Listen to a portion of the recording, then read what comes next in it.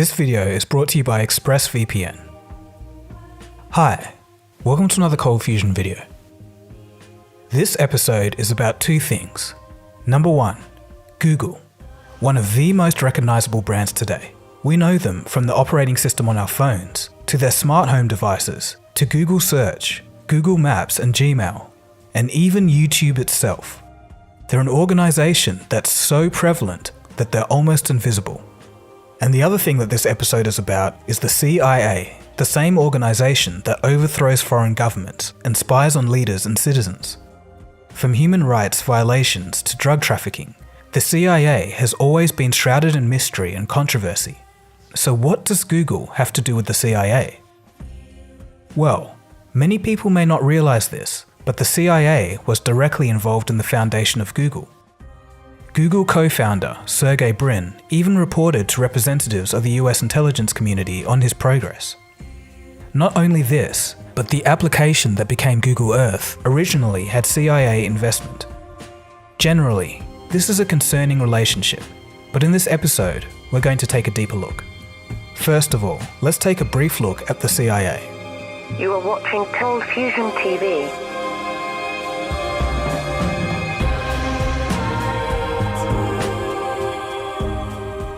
After World War II, the United States would face the Soviets in a battle for world supremacy. The invention of the atomic bomb meant that no weapons could be fired in this war, so other methods had to be used. Over the next 40 years, a period known as the Cold War would begin. No shooting, just subversive tactics.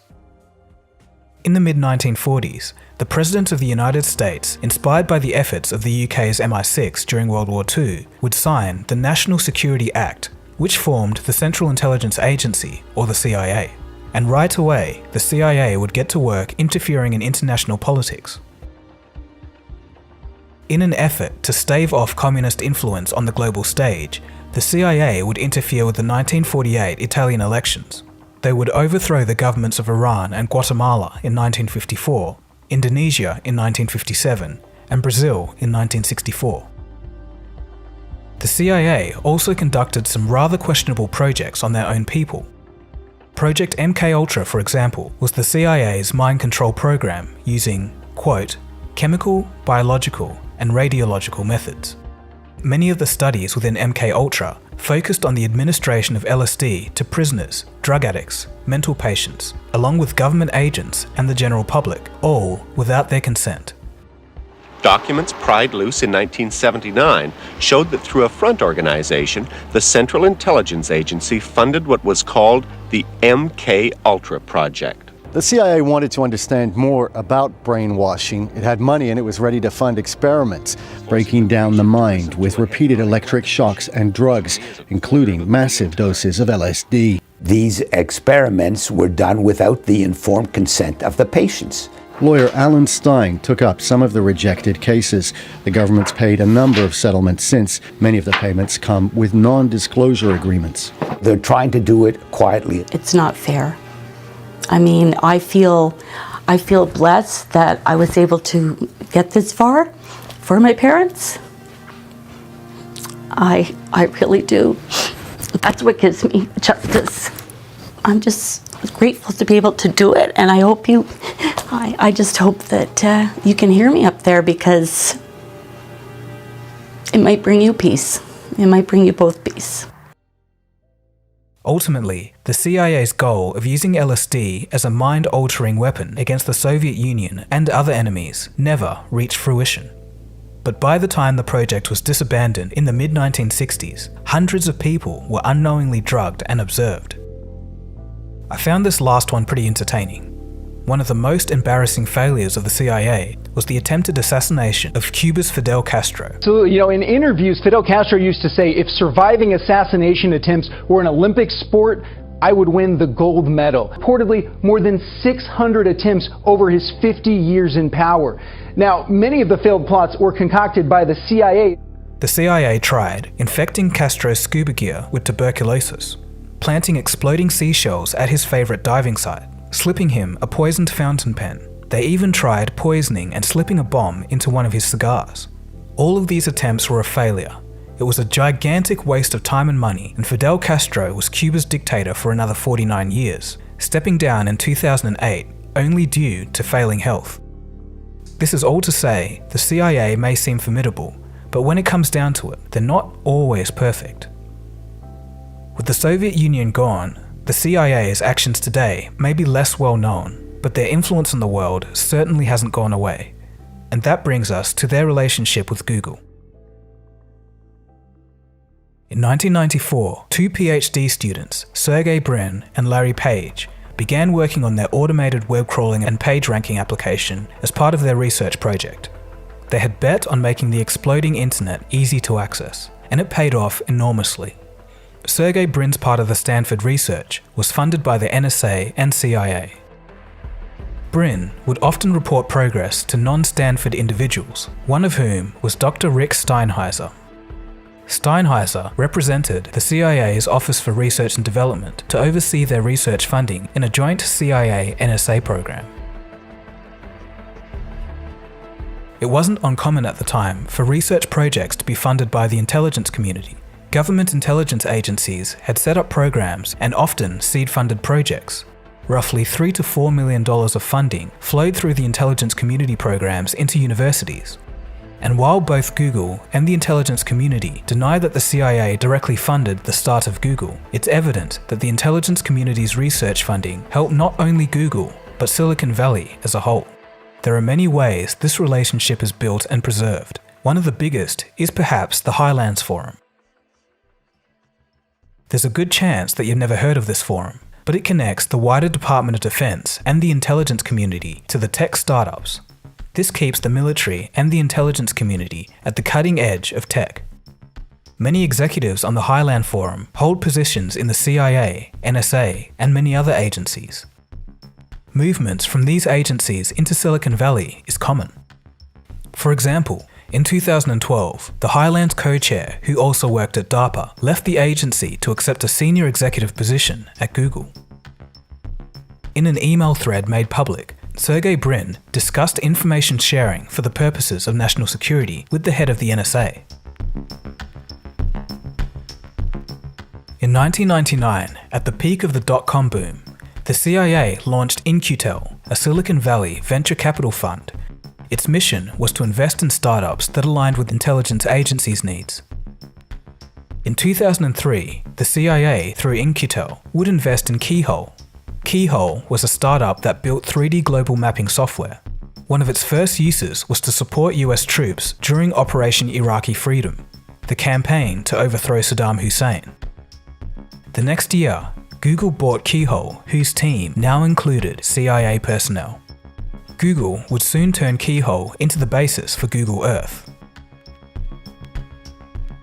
Only a year after the purchase, the director responsible for initially investing in Keyhole at the CIA investing firm In-Q-Tel moved to take a position at Google. During this period, Google would win contracts for different search applications for the NSA and CIA. It's understandable that Google has a relationship with the CIA and many other government agencies. In fact, most tech giants do.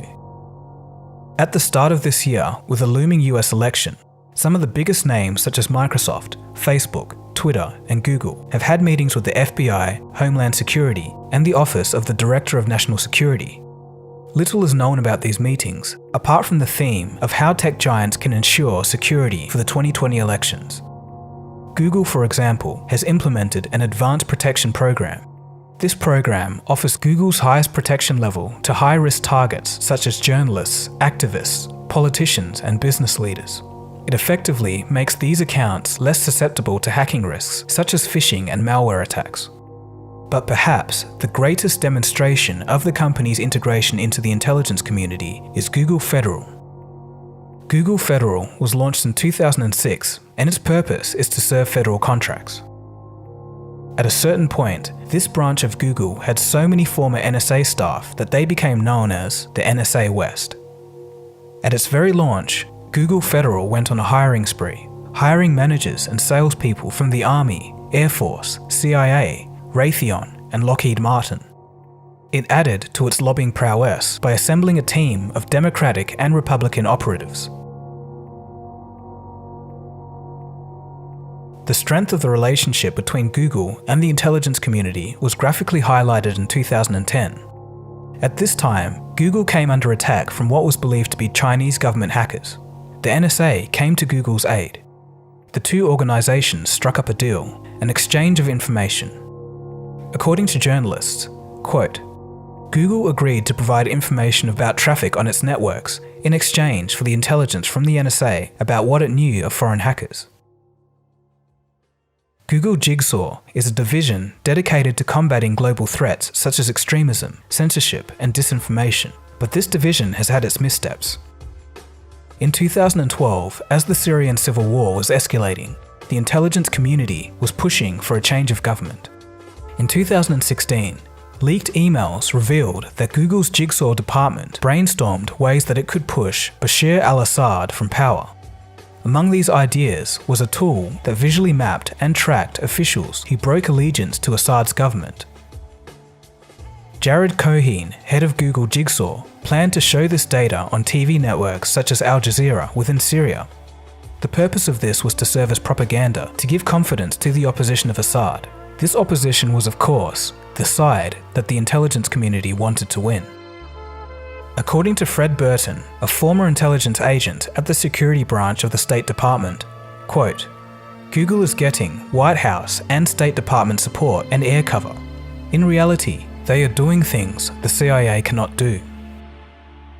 More recently, Google created a tool to track if users are at high risk of radicalization based upon their internet usage. The tool redirects them to government websites focused on persuading them off their ideas. It seems now, more than ever, Google and other tech giants are blurring the line between corporate and government intelligence. Google's entry into the market makes financial sense. By 2019, the federal government was spending $90 billion a year on information technology. It's a huge market, and Google seems to want to maintain a strong presence. The world in which the CIA and the intelligence community operates is a distant cry from reality and what most people are aware of. Likely, we will never know the full extent of their operations or the events that the CIA had an impact on. From helping overthrow governments to spying on the public, many controversies follow this organization. We didn't even touch on drug trafficking operations during wartime in Asia, Watergate, or the recruitment of former Nazis. That being said, it could be argued that there are just as many less sensationalized activities that have kept peace in the world that the public would never be aware of. Such is the nature of this organization's work. Secretive, enigmatic.